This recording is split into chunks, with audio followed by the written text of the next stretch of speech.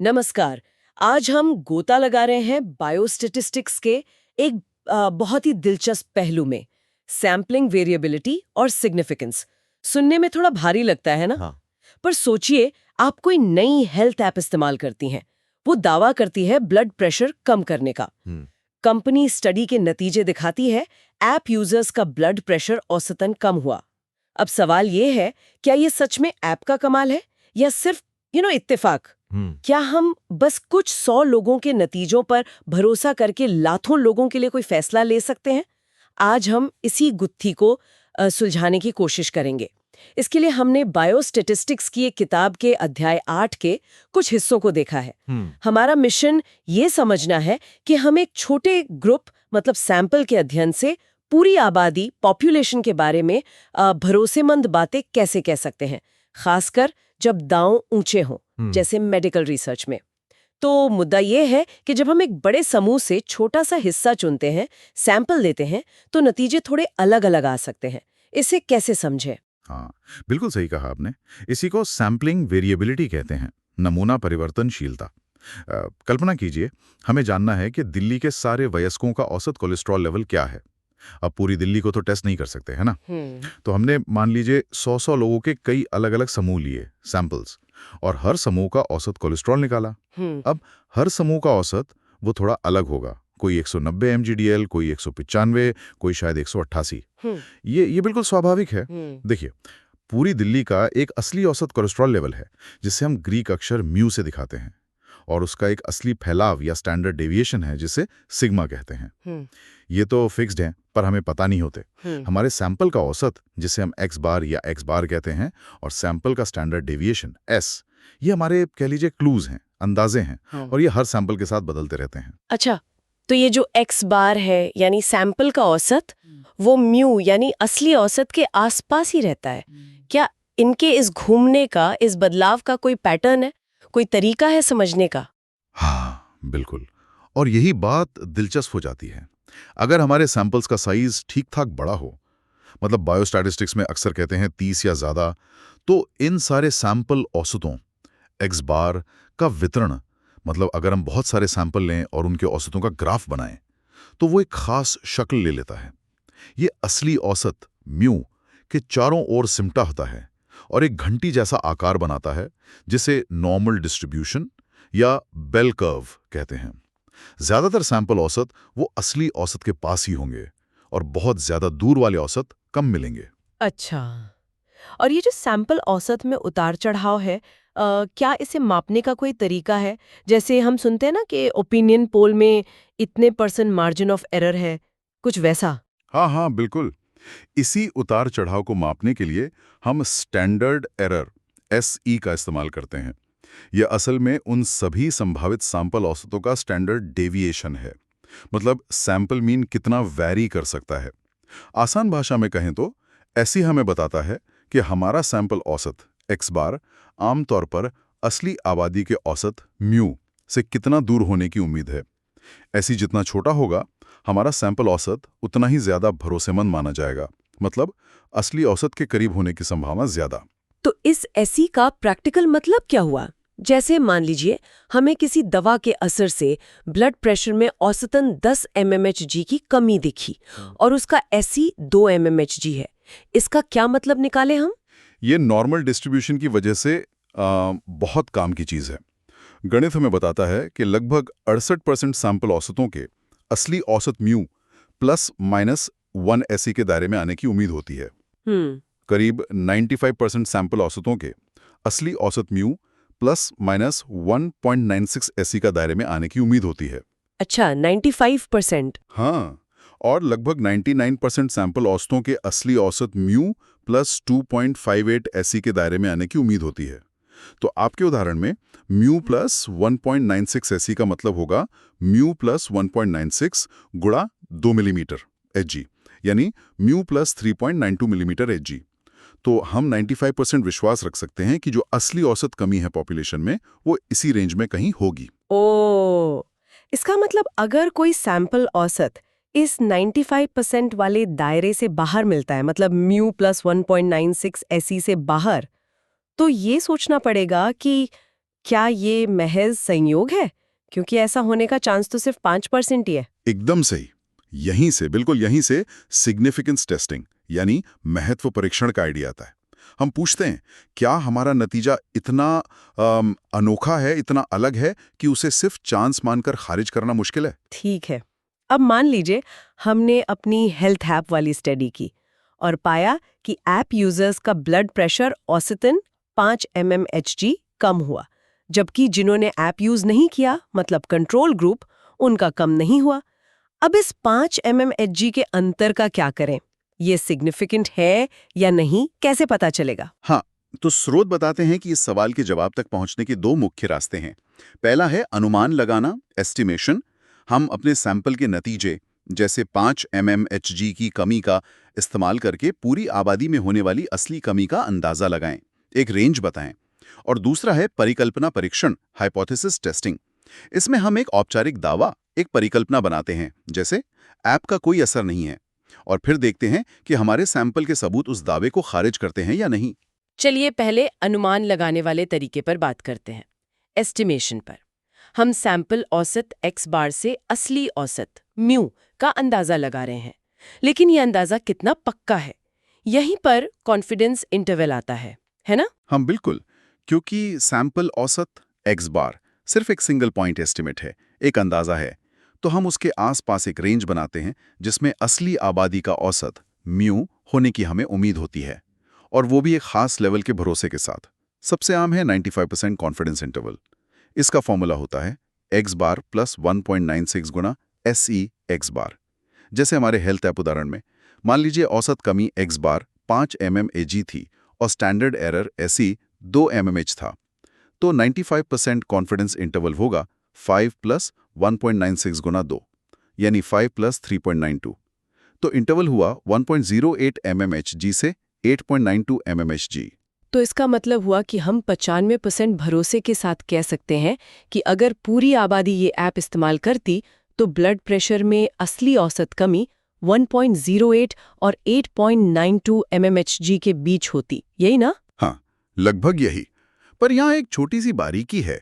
ये 95% भरोसा इस तरीके पर है, इस मेथड पर। यानी अगर हम बार बार ऐसी स्टडीज करके 95% इंटरवल बनाते रहें तो 100 में से 95 बार असली मान उस इंटरवल के अंदर आएगा। लेकिन किसी एक खास इंटरवल के बारे में हम ये नहीं कह सकते कि इसमें 95% चांस है कि असली मान अंदर है। बस ये कि ये एक भरोसेमंद रेंज है। और हाँ, 5% संभावना हमेशा रहती है कि हमारा ये वाला इंटरवल दुर्भाग्य से असली मान को पकड़ने में चूक गया हो। ये 5% वाला रिस्क थोड़ा सोचने पर मजबूर करता है। इससे जुड़ा है लेवल ऑफ सिग्निफिकेंस या पी वैल्यू। ये क्या होता है, इसे थोड़ा और समझाएंगे? हाँ, लेवल ऑफ सिग्निफिकेंस जिसे अल्फा भी कहते हैं, वो लक्ष्मण रेखा है। ये रिसर्चर स्टडी शुरू करने से पहले तय करते हैं। ये वो शक का स्तर है जिसके नीचे जाने पर वो मानने को तैयार होंगे कि नतीजा शायद सिर्फ संयोग नहीं है। आमतौर पर ये 5% यानी 0.05 या कभी-कभी 1% यानी 0.01 रखा जाता है। अब आता है पी वैल्यू। ये हमारे नतीजे से जुड़ा है, स्टडी के बाद कैलकुलेट होता है। पी वैल्यू हमें बताता है अगर सच में कोई असर नहीं होता, मतलब नल हाइपोथेसिस सच होती, जैसे ऐप काम नहीं करती, तो हमारे जैसा नतीजा या इससे भी ज्यादा एक्सट्रीम नतीजा सिर्फ संयोग से मिलने की कितनी संभावना है। अच्छा, तो अगर हमारी ऐप स्टडी का पी वैल्यू 0.03 आया तो इसका मतलब हुआ कि अगर ऐप का कोई असर नहीं होता तो भी 5 mmHg या उससे ज्यादा की कमी सिर्फ चांद से दिखने का चांस केवल 3% था। एकदम सही पकड़ा आपने, बिल्कुल यही मतलब है। अब हम इस पी वैल्यू 3% की तुलना अपने पहले से तय लेवल ऑफ सिग्निफिकेंस मान लीजिए 5% से करते हैं। चूंकि 3% 5%, हम कहेंगे कि हमारा नतीजा स्टैटिस्टिकली सिग्निफिकेंट है, यानी ये इतना असंभावित है कि इसे सिर्फ संयोग मान लेना मुश्किल है। हम ये मानने की ओर झुकेंगे कि ऐप का शायद सच में असर है। अगर पी वैल्यू 0.05 से ज्यादा आता, मान लीजिए 0.15 यानी 15%, तो हम कहते कि नतीजा सिग्निफिकेंट नहीं है, क्योंकि 15% चांस से तो ऐसा हो ही सकता था, भले ही ऐप बेअसर हो। समझ गए, ये पी वैल्यू और कॉन्फिडेंस इंटरवल एक ही सिक्के के दो पहलू जैसे लगते हैं। 95% कॉन्फिडेंस इंटरवल में अगर 0 शामिल नहीं है, जैसे हमारा 1.08 से 8.92 था, तो p वैल्यू 0.05 से कम होगा। हाँ बिल्कुल, ये जुड़े हुए हैं। ठीक है, अब आते हैं दूसरे तरीके पर, हाइपोथेसिस टेस्टिंग। ये ज्यादा फॉर्मल लगता है ना? हाँ, हाइपोथेसिस टेस्टिंग एक ज़्यादा स्ट्रक्चर्ड, एक औपचारिक तरीका है फैसला लेने का। इसमें हम दो विरोधी परिकल्पनाएं मतलब हाइपोथेसिस बनाते हैं। पहली है नल हाइपोथेसिस H0। ये उदासीन या डिफॉल्ट स्थिति होती है। आमतौर पर कोई अंतर नहीं या कोई असर नहीं। हमारे उदाहरण में H0 होगी हेल्थ ऐप का ब्लड प्रेशर पर कोई असर नहीं है, यानी असली औसत कमी इज इक्वल टू 0 मिलीमीटर। दूसरी है ऑल्टरनेटिव हाइपोथेसिस H1 या HA। ये वो बात है जिसे रिसर्चर साबित करना चाहता है, अंतर है या असर है। हमारे उदाहरण में H1 हो सकती है हेल्थ ऐप का ब्लड प्रेशर पर असर है, असली औसत कमी नॉट इक्वल टू 0 मिलीमीटर। ठीक है, तो ये 2 दावे हो गए। H0 कहती है कोई असर नहीं, H1 कहती है असर है। अब फैसला कैसे होता है? हम अपने सैंपल डेटा का इस्तेमाल करके एक टेस्ट स्टैटिस्टिक कैलकुलेट करते हैं, जैसे Z स्कोर। ओके। ये स्कोर बताता है कि हमारा सैंपल नतीजा, जैसे 5 mmHg कमी नल हाइपोथेसिस 0 mmHg कमी से कितना दूर है स्टैंडर्ड एरर की इकाइयों में। फिर हम देखते हैं कि ये स्कोर नॉर्मल डिस्ट्रीब्यूशन कर्व पर कहाँ गिरता है। कर्व के बीच का बड़ा हिस्सा, आमतौर पर +1.96 ऐसी के अंदर 5% लेवल के लिए, वो जोन ऑफ एक्सेप्टेंस कहलाता है। अच्छा। अगर हमारा स्कोर यहाँ आता है तो हम कहते हैं कि नतीजा H0 के काफी करीब है, इसे संयोग मान सकते हैं। इसलिए H0 को खारिज करने के लिए पर्याप्त सबूत नहीं है। अच्छा। कर्व के किनारों के छोटे हिस्से, मतलब +1.96 ऐसी से बाहर वाले, वो जोन ऑफ रिजेक्शन कहलाते हैं। अगर स्कोर यहाँ गिरता है तो हम कहते हैं कि नतीजा H0 से इतना दूर है कि ये संयोग नहीं लगता। इसलिए हम H0 को खारिज करते हैं और H1 की असर है को स्वीकार करते हैं। लेकिन क्या ये जोन ऑफ एक्सेप्टेंस और रिजेक्शन वाले फैसले हमेशा सही होते हैं? मतलब कहीं हम गलती तो नहीं कर सकते इस प्रक्रिया में? बिल्कुल कर सकते हैं, और ये जानना बहुत बहुत जरूरी है। हाइपोथेसिस टेस्टिंग में 2 तरह की गलतियां हो सकती हैं। पहली है टाइप 1 एरर, यानी अल्फा। ये तब होता है जब H0 सच हो, यानी ऐप का कोई असर नहीं, लेकिन हमारा नतीजा जोन ऑफ रिजेक्शन में आ जाए और हम गलती से H0 को खारिज कर दें, यानी हमने असर मान लिया जबकि था नहीं। इसे फॉल्स पॉजिटिव कहते हैं, जैसे बिना आग के फायर अलार्म बज जाना। ओहो। इस गलती का खतरा हमारे चुने हुए सिग्निफिकेंस लेवल यानी अल्फा के बराबर होता है। अगर हमने अल्फा इज इक्वल टू 5% चुना है तो 5% चांस है कि हम ये गलती करें। दूसरी गलती है टाइप 2 एरर यानी बीटा। ये तब होता है जब H0 गलत हो, यानी ऐप का असर है, लेकिन हमारा नतीजा जोन ऑफ एक्सेप्टेंस में आ जाए और हम H0 को खारिज ना कर पाएं, यानी असली असर मौजूद था पर हम उसे पकड़ नहीं पाए। इसे फॉल्स नेगेटिव कहते हैं, जैसे आग लगी हो पर अलार्म ना बजे। ये तो वाकई चिंता की बात है। फॉल्स पॉजिटिव टाइप आई का मतलब हुआ कि हम एक बेअसर दवा या ऐप को असरदार समझ बैठें, और फॉल्स नेगेटिव टाइप 2 का मतलब हुआ कि एक काम की चीज को नजरअंदाज कर दिया। मेडिकल फील्ड में कौन सी गलती ज्यादा खतरनाक मानी जाती है? आमतौर पर चिकित्सा में टाइप 1 एरर यानी फॉल्स पॉजिटिव को ज्यादा खतरनाक माना जाता है। सोचिए, किसी बेअसर इलाज को प्रभावी मानकर लोगों को देना कितना खतरनाक हो सकता है। इसीलिए अक्सर सिग्निफिकेंस लेवल अल्फा कम रखा जाता है, जैसे 5% या 1%, ताकि फॉल्स पॉजिटिव का खतरा कम हो। हाँ, ये तो है। लेकिन इसमें एक पेंच है। अल्फा कम करने से टाइप 2 एरर बीटा का खतरा बढ़ सकता है। मतलब आप ज्यादा सतर्क होने के चक्कर में कहीं असली असर को मिस ना कर दें। तो इन दोनों के बीच एक संतुलन बनाना पड़ता है, और इसमें सैंपल साइज बहुत बड़ी भूमिका निभाता है। बड़ा सैंपल साइज दोनों तरह की गलतियों को कम करने में मदद करता है। Z test, T test, chi square test वगैरह जिनका जिक्र था। हाँ बिल्कुल, ये सब गणितीय औजार हैं, मैथमेटिकल टूल्स हैं। ये हमें बताते हैं कि हमारे सैंपल नतीजे और नल हाइपोथेसिस के बीच का अंतर कितना बड़ा है स्टैंडर्ड एरर के मुकाबले। चलिए Z टेस्ट पर थोड़ा ध्यान दें, क्योंकि स्रोत इसे समझाता है। Z टेस्ट खासकर तब इस्तेमाल होता है जब सैंपल साइज बड़ा हो, N30, और हमें आबादी के स्टैंडर्ड डेविएशन सिग्मा का अंदाजा हो, या सैंपल इतना बड़ा हो कि सैंपल SD से काम चल जाए और डेटा लगभग नॉर्मली डिस्ट्रीब्यूटेड हो। Z स्कोर का फॉर्मूला काफी सीधा है। Z इक्वल्स हमारा सैंपल नतीजा, नल हाइपोथेसिस वाला मान, स्टैंडर्ड एरर। जैसे हमारी ऐप स्टडी में Z equals 5 mmg, 0 mmg, 2 mmg equals 2.5।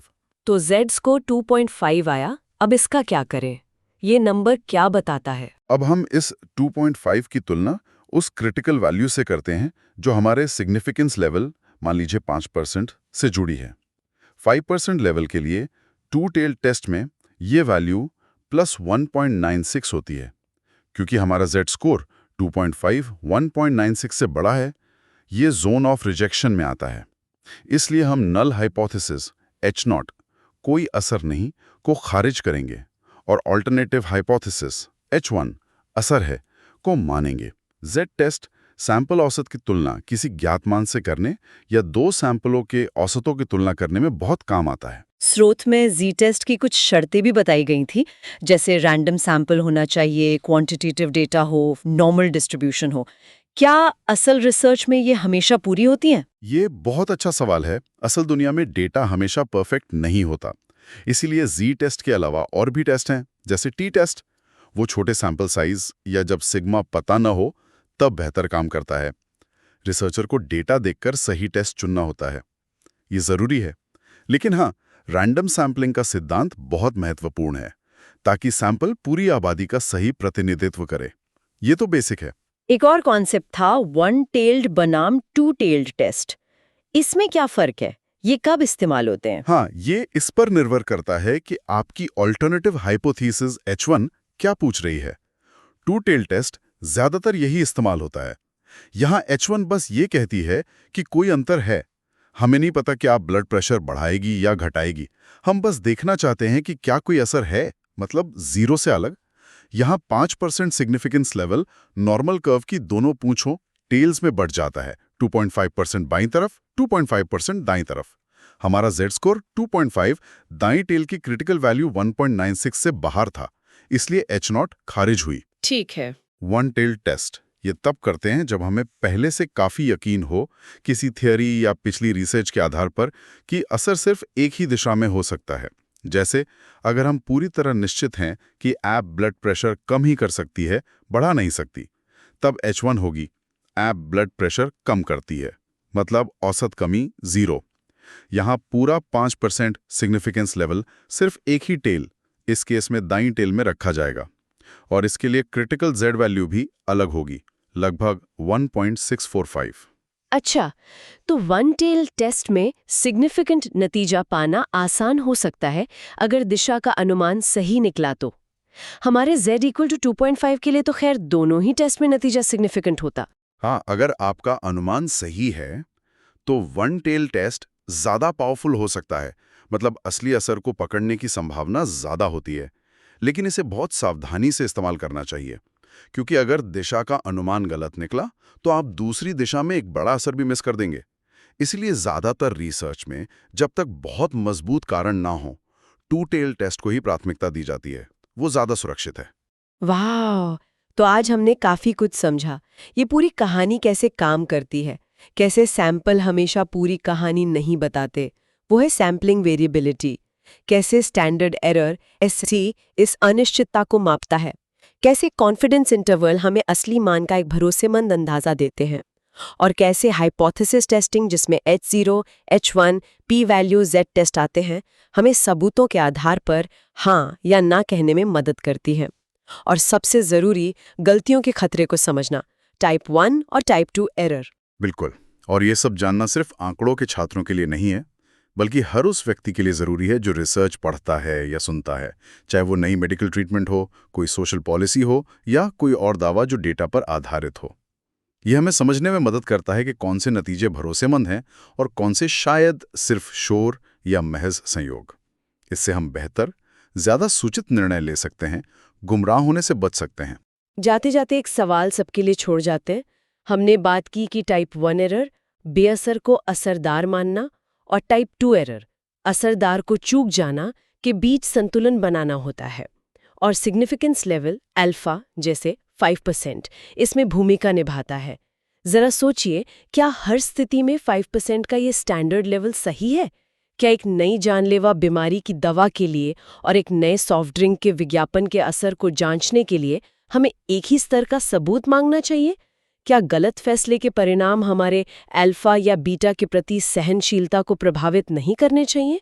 इस पर विचार जरूर कीजिएगा।